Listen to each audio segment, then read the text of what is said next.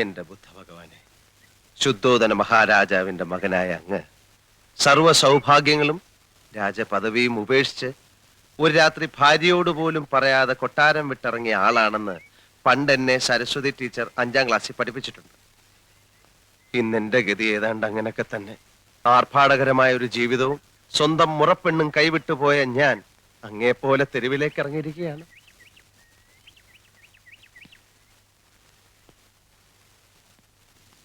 അങ്ങ് രാത്രിയിലാണ് കൊട്ടാരം വിട്ടതെങ്കിൽ ഞാൻ പകലാണെന്ന വ്യത്യാസമേ ഉള്ളൂ. അങ്ങ് സ്വമനശാലയാണ് എല്ലാം ഉപേക്ഷിച്ചിട്ട് ഇറങ്ങിയെങ്കിൽ എന്നെ അപ്പുക്കുട്ടൻ തള്ളി ഇറക്കിയതാണ്.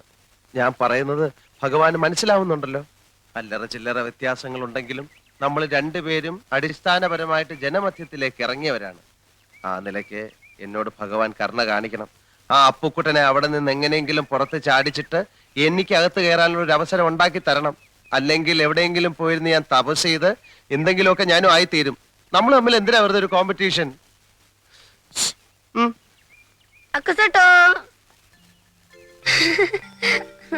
ഉണ്ണിക്കുട്ടോ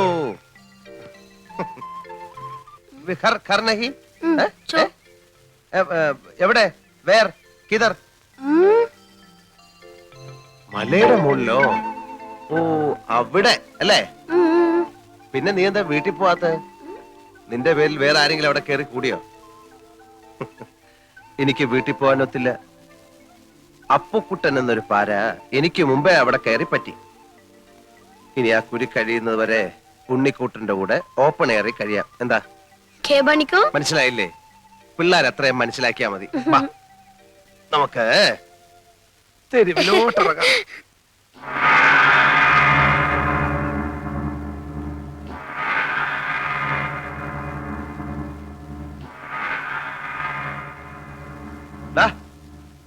ഇനി ഇറങ്ങി വാ. മതി ഒരുങ്ങിയത്. വാ വാ.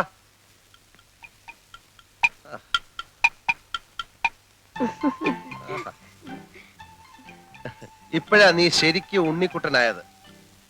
കടത്തിണ്ണെ കിടന്നാലും നല്ല വെൽ ഡ്രസ്ഡ് ആയിട്ട് കിടക്കണം. ചത്ത് കിടന്നാലും ചമഞ്ഞു കിടക്കണമെന്ന് മലയാളത്തിലൊരു ചൊല്ലുണ്ട്. നിനക്ക് ഈ തൊപ്പി ചേരുന്നില്ല. നിന്റെ മുട്ടത്തലയാ നല്ലത്.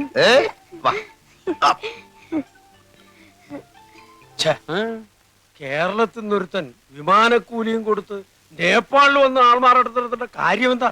മോഷ്ടിക്കാൻ. അല്ല എന്തിനാ? ചില കള്ളന്മാർക്ക് നേറ്റീവ് പ്ലേസ് മോഷ്ടിക്കുന്ന ഇഷ്ടമല്ല കുട്ടിമാമ.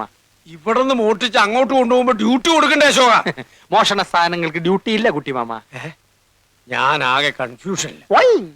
അവന് നിന്റെ അമ്മയുടെ ചായ തോന്നുന്നില്ലേ? എനിക്ക് തന്നില്ല എന്റെ അമ്മ ചായ. പിന്നെ അവന് ഏതായാലും സത്യമറിയാൻ സുമതിയടത്തേക്കൊന്ന് എഴുതുന്നുണ്ട്. അത് പറഞ്ഞപ്പോ നീ എന്തിനാ ഞെട്ടിയത്?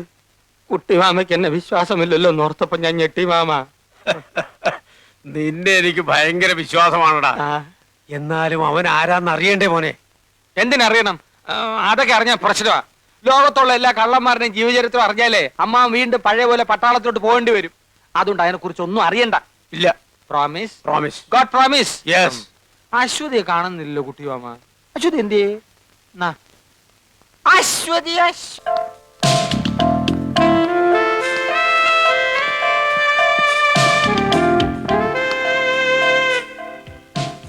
ठीक है. May I come in, sir? Yes. ഇരിക്കൂ. Thank you, sir.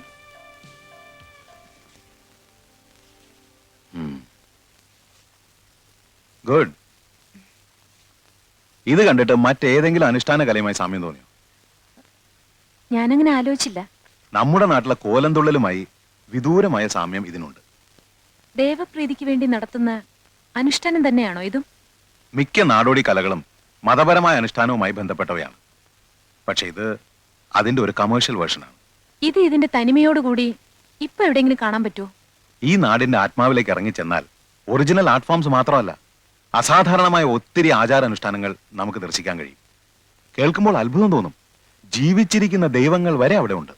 ഞാൻ കേട്ടിട്ടുണ്ട്. ദിവ്യ കന്യകയെ പോലെ അല്ലേ? യെസ്. പുനർജന്മവുമായി ബന്ധപ്പെട്ട മറ്റൊരാചാരം. ഉദാഹരണത്തിന് ടിബറ്റൻ ബുദ്ധമതക്കാരുടെ ആചാര്യനായ ലാമ മരിച്ചു കഴിഞ്ഞാൽ അദ്ദേഹത്തിന്റെ പുനർജാത ശിശുവിനെ തെരഞ്ഞെടുത്ത് റിംപോച്ചയായി വാഴിക്കുന്ന ചടങ്ങ് ഇന്നും അതിന്റെ തനിമയോടെ തുടരുന്നു. റിംപോച്ചെ? പുനർജാത ലാമയെ അവരങ്ങനെയാണ് സംബോധന ചെയ്യുന്നത്. ആ, നന്മയുടെയും കരുണയുടെയും പ്രതീകമാണ് റിംപോച്ചെ. അവരുടെ പ്രാർത്ഥനയ്ക്കും ചികിത്സയ്ക്കും ആ കൊച്ചു സന്യാസിയുടെ സാന്നിധ്യം ആവശ്യമാണെന്ന് അവർ വിശ്വസിക്കുന്നു. സാറിനാല് വിശ്വാസമുണ്ടോ? എനിക്ക് വിശ്വാസം ഉണ്ടെങ്കിലും ഇല്ലെങ്കിലും അശ്വതി അത് വിശ്വസിച്ചേ പറ്റൂ. കാരണം കുട്ടിയുടെ സബ്ജക്റ്റ് ആണത്. ബൈ ദ വേ, ഇത് നന്മയുടെ ലോകമാണെങ്കിൽ ദുർമന്ത്രവാദവും മനുഷ്യക്കുരുതിയുമായി തിന്മയുടെ മറ്റൊരു ലോകമുണ്ട്. I am collecting some interesting details about it. Okay, അശ്വതിയുടെ അന്വേഷണ ബുദ്ധിയെ ഞാൻ അഭിനന്ദിക്കുന്നു. Keep it up. Thank you sir.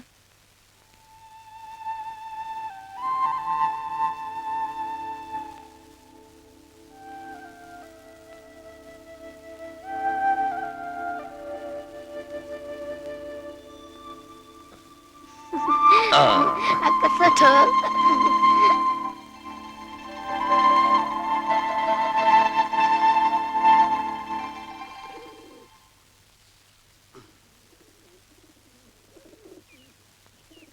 എന്റെ അമ്മേ, അടിച്ചോണ്ട് പോയാ? ഇല്ല. ഇവനിത് എവിടെ പോയി? Akasata. എനിക്ക് രാവിലെ ചായ വേണമെന്ന് ഉണ്ണിക്കുട്ടനോട് ആരാ പറഞ്ഞേ? ഉം?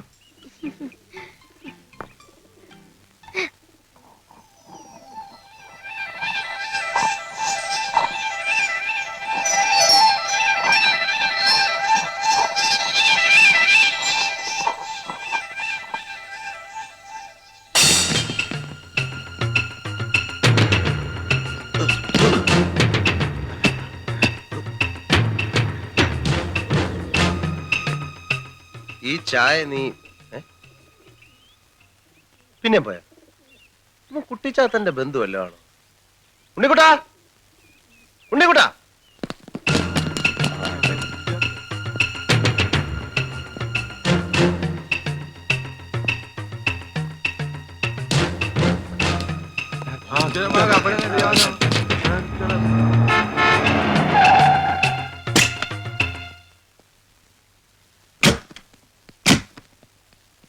ഞാൻ പറയുന്നത് കേൾക്കുന്നുണ്ടല്ലോ അശ്വതി?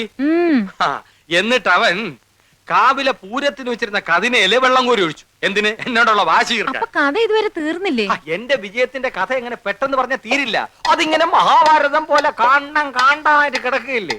ഒരു ദിവസം കൊണ്ടൊന്നും പറഞ്ഞ് തീരില്ല. ഇപ്പൊ ഞാൻ പോട്ടെ, ബാക്കി നാളെ പറയാം. സീരിയലായിട്ട് പറഞ്ഞ എന്റെ ത്രിൽസ് ഉണ്ടാവില്ല. ആക്ഷൻ പാക്ഡ് അഡ്വഞ്ചർ സ്റ്റോറിയാണ് എന്റെ വിജയത്തിന്റെ. ഞാൻ പോട്ടെ, പ്രൊഫസർ വെയിറ്റ് ചെയ്യാണ്. അശ്വതി, അശോകേട്ടൻ പോകുന്നില്ലേ? പറഞ്ഞുകൊണ്ട് വന്ന കാര്യം മുഴുമിക്കാതെ പോകുന്നത് എങ്ങനെയാ?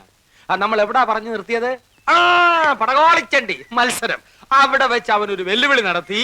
കാവിലെ പാട്ട് മത്സരത്തിന് അവൻ എന്നെ തോപ്പിക്കുമെന്ന്. പട്ടം പറത്തൽ, ചെസ്, കബഡി, തലപ്പന്ത് എന്നീ മത്സരങ്ങളിലൊക്കെ ദയനീയമായി പരാജയപ്പെട്ട ഒരുത്തന്റെ വെല്ലുവിളിയാണെന്ന് ഓർക്കണം.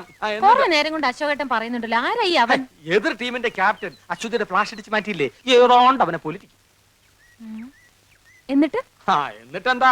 മത്സരം തുടങ്ങി. സ്കൂളിൽ പഠിക്കുമ്പോ എനിക്കാണല്ലോ ഫസ്റ്റ്. ഏത്? അക്ഷര ശ്ലോകത്തിന്. ആ എക്സ്പീരിയൻസ് വെച്ച് ഞാൻ ഒരു അലക്കലക്കി. നക്ഷത്രം മത്സരമായിരുന്നോ?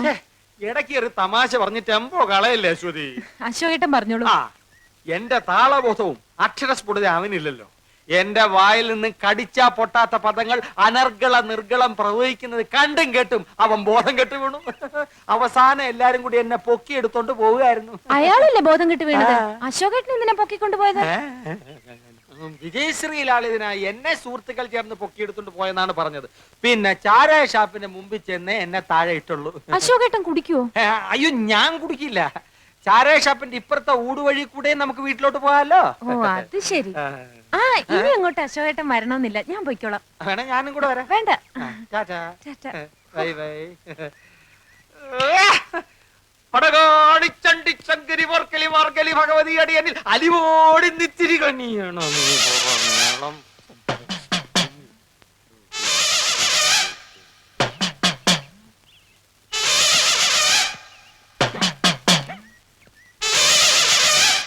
എന്ത് നിർത്തി കളഞ്ഞത്? മുഴുവൻ പാടാത്തത്? പറഞ്ഞു പാടിക്കാൻ നീ ആര്? സംഗീത സംവിധായകനോ? സംഗീത സംവിധായകനൊന്നും അല്ലെങ്കിലും എനിക്ക് വ്യക്തിത്വമുണ്ട്. അതുകൊണ്ടാണല്ലോ നീ എന്റെ പേര് പറഞ്ഞ കുട്ടിമാമയുടെ വീട്ടിൽ കയറിയത്. അപ്പുകുട്ടൻ എന്ന പേരിൽ തന്നെ കയറാനാ വന്നത്. ബെല്ലടിച്ചു. കുട്ടിമാമ കഥവ് തുറന്നപ്പോ ഒറ്റ ചോദ്യം, അശോകനല്ലേ എന്ന്.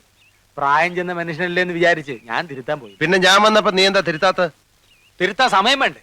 ഉള്ള സമയം കൊണ്ട് നിന്നെ പുകച്ച് പുറത്തിയടിക്കാൻ നോക്കൂ, ഞാൻ പേര് തിരുത്താൻ നോക്കൂ. ദമയന്തിയുടെ മുമ്പിൽ നീ കുറച്ചാൾ ഷൈൻ ചെയ്തില്ലേ, ഇനി അശ്വതിയുടെ മുമ്പിൽ ഞാൻ കുറച്ച് ഷൈൻ ചെയ്യട്ടെ. അതാണോ കാര്യം? ആ, അതാണ് കാര്യം. ആ. എത്ര നാൾ ഷൈൻ ചെയ്യും? എത്ര നാൾ ഷൈൻ ചെയ്യണം? എത്ര നാൾ ചെയ്യാം? എത്ര നാൾ വേണേലും ചെയ്യാം. ഇടാ കൂടിയ ഒരാഴ്ച. അതിനുള്ളിൽ നിന്നെ പുകച്ച് പുറത്ത് ചാടിച്ചില്ലെങ്കിൽ എന്നെ അപ്പുകുട്ടാന്ന് വിളിച്ചോ. എന്നെ പുറത്തിയടിച്ച് നീ അകത്ത് കയറുകയാണെങ്കിൽ നിന്റെ പേര് നിനക്ക് തന്നെ തരാം. എടാ ഞാൻ കേറിയ നീ താനെ പുറത്തിയാടും. സിംഹത്തിന്റെ ഗുഹയിൽ പൂച്ച കടക്കില്ലടാ. തല ഇവിടെ ഇരിക്കുമ്പോ വാലിരുന്ന് അനങ്ങല്ലടാ. ഉം. Check check.